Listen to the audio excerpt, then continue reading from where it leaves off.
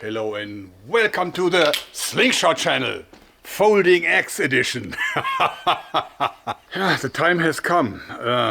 After I made a wooden prototype about a year ago, Fox Knives has now supplied the second iteration and now it's really great. So, let me show you the features of the bearded folding axe. Okay, so this thing here now has a double lock system. That's one lock and that's the other one. And it is a double back lock. So if I want to fold this in, I just press on this here and then I can fold it in, and I can do the same for the handle.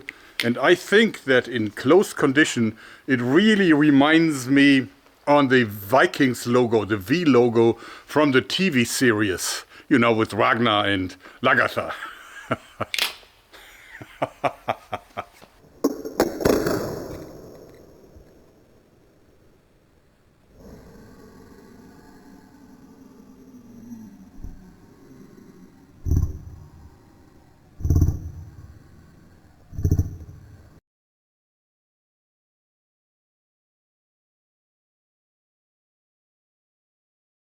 Now a lot of you guys will now say, well, you're cutting off your own fingers because the locks won't hold and it will collapse. Well, first of all, you can put in safety pins and they're actually supplied with it.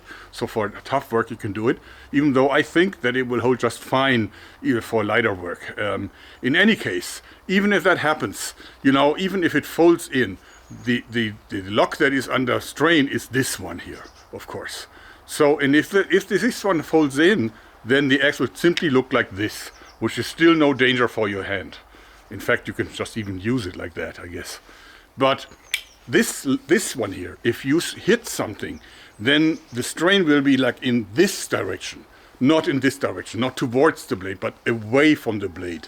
And in this part, yeah, there's so much material. This is not just the lock that holds it back. That's like the entire material of the axe that holds it back.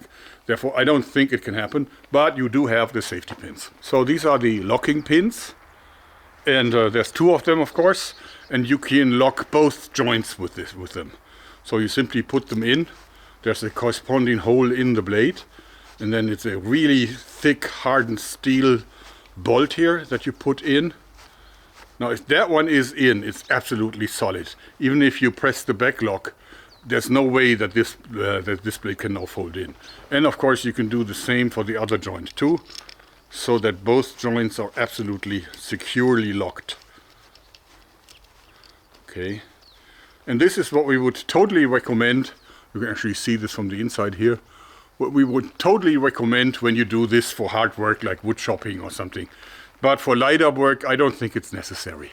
But of course we have to put this to the test. So therefore I prepared this block of ballistic gelatin with the molten in coconut, and also with some thick furniture grade leather on top, simulating skin of like even the toughest animal.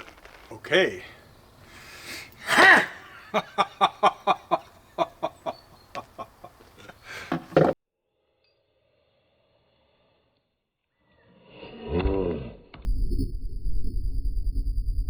Well, I didn't hit the coconut just right, so it just like glanced off, so I have to try again, I guess. Okay.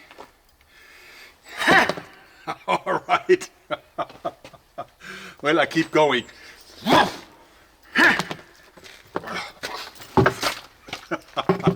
So as you see, it's kind of hard to destroy a coconut inside of a gel block. The gel block really works as a protectionist shield. And it's of course actually a lot thicker than a normal kind of fat and tissue layer over the skull. So we will just cut a little bit of this off and then we'll try again. Okay, that's now more realistic, and I also put a fresh piece of leather on it. And I'm now going to hit it without the safety pins. Let me check what's going to happen. Okay, now I got it.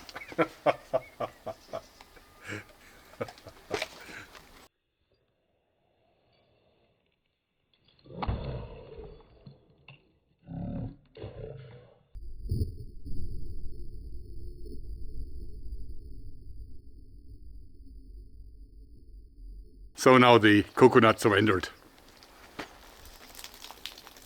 Okay, it's actually supplied with this bag here.